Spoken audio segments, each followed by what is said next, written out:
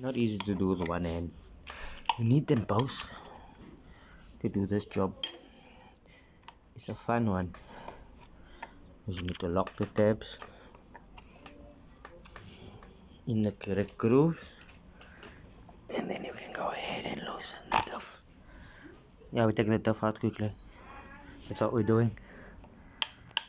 And yes, you have to set this with a certain amount of lash.